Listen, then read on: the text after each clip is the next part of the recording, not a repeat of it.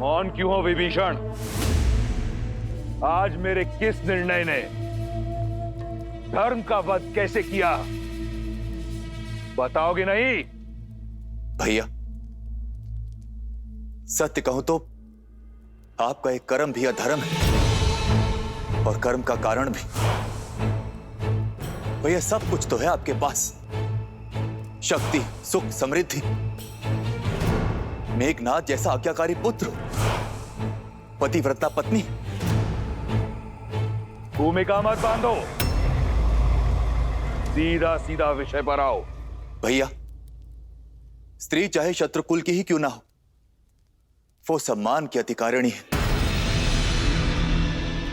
और स्त्री का हरण अधर्म है, पाप है।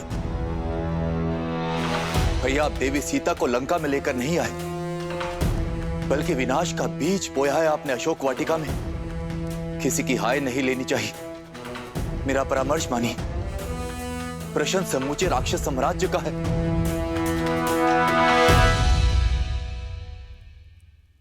श्री राम को उनकी सीता लौटा दीजिए भैया।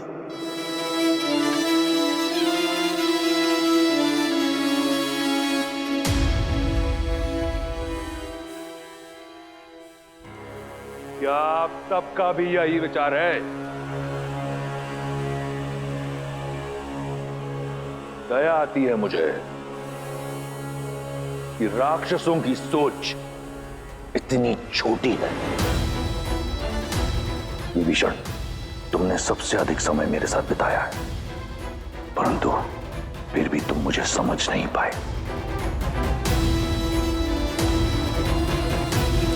इस सभा में उपस्थित हर राक्षस मेरी दूरदर्शिता से कोसों दूर है। धर्म अधर्म के द्वंद्व में ये भी भूल गए कि रावण जो करता है एक उद्देश्य से करता है, और उद्देश्य है वयम राक्षसम, राक्षसों को सर्वश्रेष्ठ बनाना। सीता कोई साधारण स्त्री नहीं, राजा जनक की पुत्री है, एक मनुष्य है। 14 लोकों पर हमारा आधिपत्य है। देवता, असुर, राक्षस, यक्ष, गंधर्व, किन्नर, पशु, पक्षी, नाग, कीट, भूत, पिशाच, वेताल, सब पर हमारा आधिपत्य है। केवल मनुष्य ही हैं जिन पर हम अपना आधिपत्य स्थापित नहीं कर पाए, और सीता को यहां लाकर उससे रक्त विवाह करने का उद्देश्य यही है कि एक बार सीता हमारी हुई तो राक्षसों और मनुष्यों में एक सेतु बनाऊंगा मैं। एक ओर शूर्पणखा का प्रतिशोध पूरा होगा और दूसरी ओर मनुष्यों पर मैं अपना आधिपत्य स्थापित करूंगा, बिना कोई रक्त बहाए। अब कहो, क्या सहस्त्र प्राण बचाना अधर्म है? क्या अपनी संस्कृति को शिखर तक ले जाना पाप है? क्या मैं एक अधर्मी हूं, पापी हूं? कदापि नहीं भैया। मेरे भैया ने जो किया वो लंका के लिए किया। राम और लक्ष्मण ने मेरे सम्मान पर प्रहार किया और हमारे मान पर वार किया। ये दंड सीता को अवश्य मिलना चाहिए। हाँ, लंकेश ने उचित किया। हाँ, लंकेश ने उचित किया। हाँ, लंकेश ने उचित किया।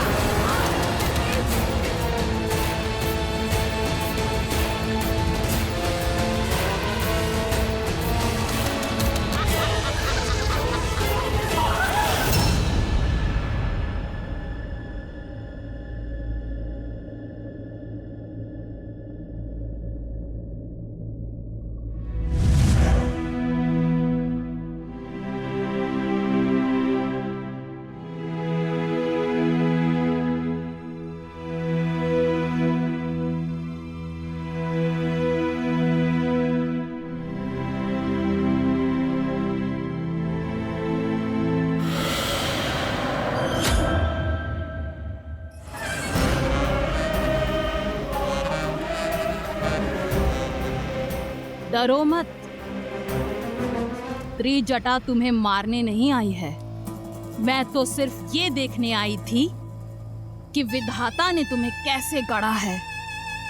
जिस लंकेश से विवाह करने के लिए तीनों लोक की सुंदरियां मरती हैं, उनका प्रस्ताव ठुकरा दिया तुमने। भला ऐसा कैसा साहस छिपा है इस कोमल काया में? अब मैं तुझे बताऊं मेरे अंदर क्या छिपा है। एक नरभक्षी। प्रार्थना करना कि लंकेश्वर तुम्हें स्वीकार कर ले, अन्यथा मैं तुम्हें अपना आहार बनाऊंगी। श्री राम, श्री राम। जिसका मंदिर अगर उसी देवता को पुकारा जाए तो इच्छा पूर्ण होती है, मूर्ख। लंका का देव केवल दशानन है। अब तुम्हें केवल वही बचा सकते हैं। इसलिए राम का नाम भूलकर रावण के नाम का जप करना प्रारंभ करो।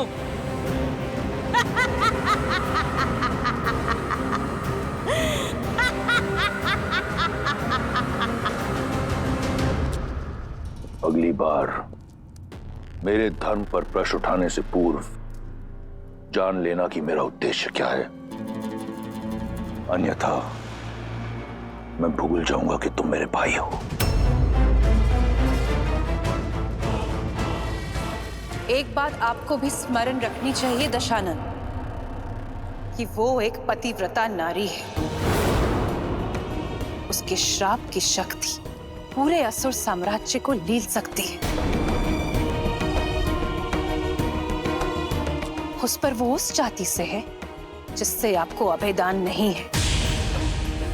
इसलिए कुछ भी करने से पूर्व आप सोचिएगा अवश्य। सोच भी रहा हूं और देख भी रहा हूं कि पराई स्त्री की बहुत चिंता है तुम्हें। क्या मेरी बहन एक स्त्री नहीं? जब उसका अपमान राम ने किया तब उसने क्यों नहीं सोचा कि वो भी लील सकता है? क्यों नहीं कोसा तुमने उस राम और लक्ष्मण को जब उन दोनों ने मेरी बहन के अंग भंग किए? मेरे अजय भाई खर और दूषण और मेरे इतने सारे रिश्तेदारों का संहार किया। क्यों मौन थी तुम? उस राम ने रावण की बहन पर नहीं, राक्षसों की आन पर प्रहार किया है और उसका दंड उन्हें भोगना होगा। यह घटना संपूर्ण संसार के लिए एक सीख होगी कि रावण के अभिमान और लंका के मान पर यदि प्रहार हुआ तो उसका प्रतिशोध होगा।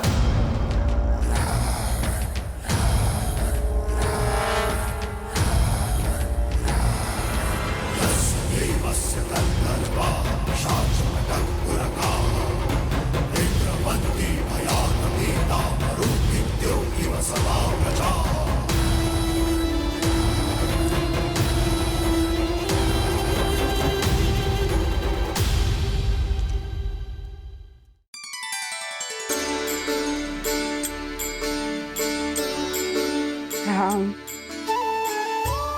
राम,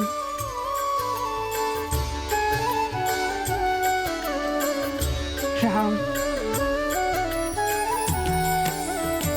भज मन राम नाम सुखदाई, भज मन राम नाम सुखदाई।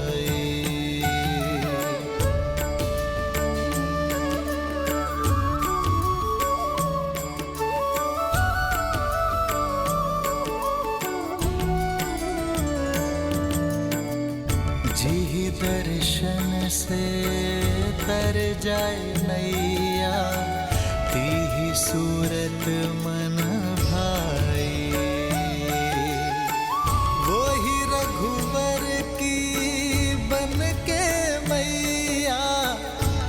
चख बेर खबाई,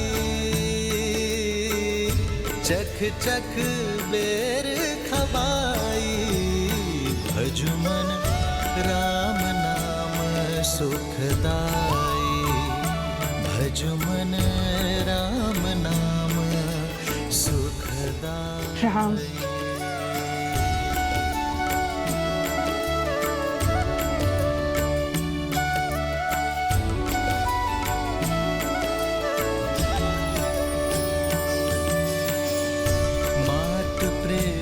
से बड़ा नहीं कछु, धन्य हो शबरी माई,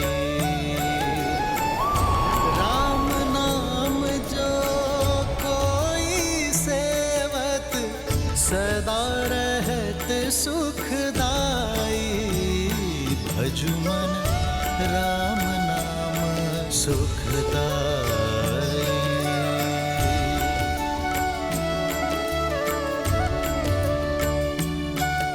राम राम आएंगे।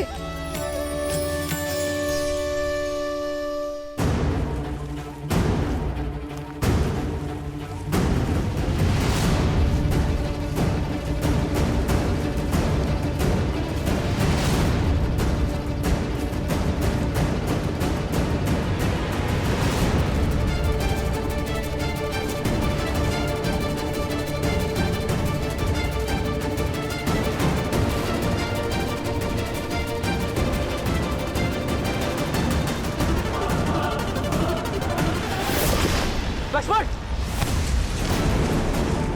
लक्ष्मण,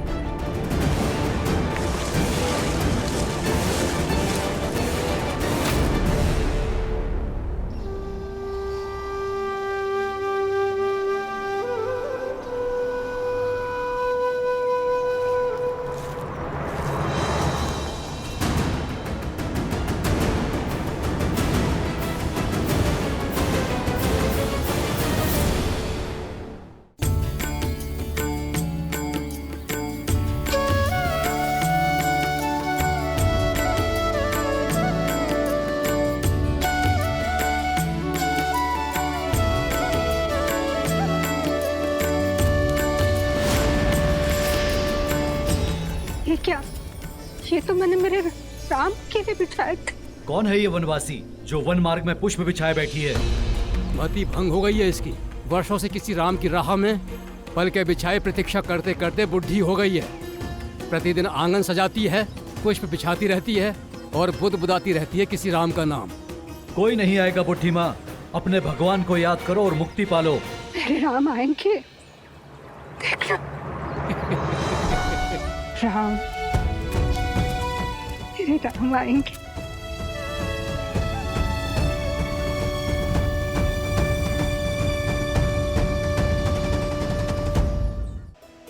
प्रेम का असली आनंद तो प्रतीक्षा में है देवी। देखिए ना, देवी शबरी कैसे श्री राम के लिए प्रतीक्षारत है। सत्य तो यह है कि ये इस श्री राम गाथा का अत्यंत महत्वपूर्ण पल है।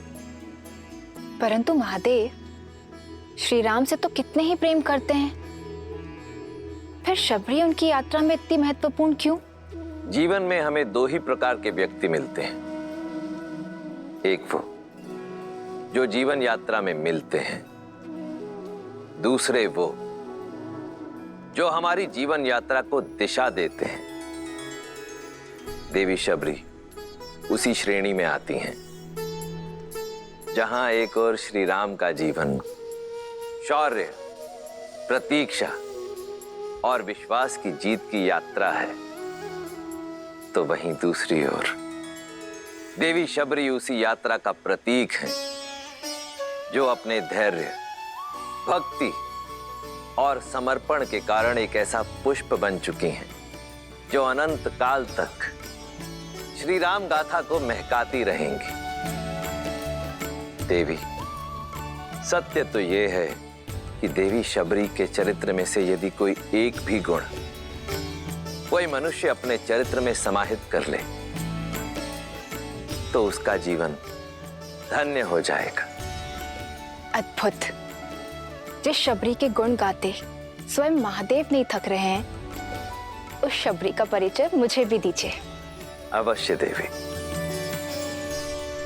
भीलों के कुनबे के एक मुखिया लखुता भील की इकलौती पुत्री थी शबरी। भोली, पवित्र, जो भौतिक नहीं मन के सुख चाहती थी। माता पिता ने छोटी आयु में ही शबरी का विवाह निश्चित कर दिया, परंतु शबरी, भक्ति और वैराग्य में लीन शबरी विवाह के बंधन में बंधना स्वीकार नहीं कर पाई।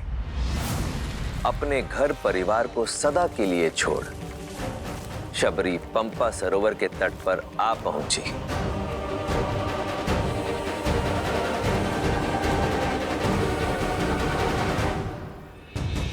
जहां नियति ने उनकी भेंट महान ऋषि मतंग से करवाई,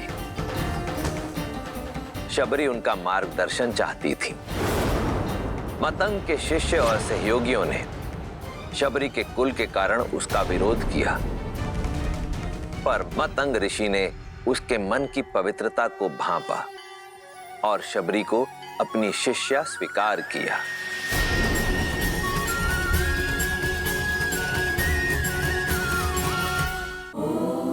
फिर ऋषि मतंग के सानिध्य से आरंभ हुई शबरी की आध्यात्मिक यात्रा। परंतु हर मनुष्य को समय पूरा होने के बाद जाना पड़ता है। ऋषि मतंग के जाने का भी समय आया। इस नश्वर देह का इस संसार में समय पूरा हुआ शबरी। इंद्रदेव मुझे ब्रह्मलोक ले जाने के लिए आए हैं। तुम्हारी सेवा और समर्पण से मैं प्रसन्न हूं। मैं तुम्हें ब्रह्म विद्या सिखाकर अपने साथ ब्रह्मलोक ले जाना चाहता हूं। आचार्य, आपने मुझे इस योग्य समझा। मैं धन्य हुई, किंतु मुझे खेद है कि मैं आपका ये प्रस्ताव स्वीकार नहीं कर सकती। गुरु की भेंट को ठुकराने का कारण? आचार्य, ये मेरा सौभाग्य था कि मुझे आपका आशीष मिला, किंतु मेरे जैसी ऐसी कई वनवासी स्त्रियां हैं जिन्हें ना तो ज्ञान का सानिध्य मिला, ना ही उसे अर्जित करने का कोई माध्यम, और मैं उनके लिए कुछ करना चाहती हूँ। यदि मुक्ति और मोक्ष ही ज्ञान उपलब्धि का माध्यम है, तो मुझे वो ज्ञान और मोक्ष का मार्ग दिखाए जो किसी जात पात, ज्ञान अज्ञान से परे उठकर किसी को मोक्ष दिला दे।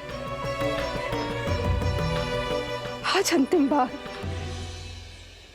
मेरा मार्गदर्शन कीजिए आचार्य।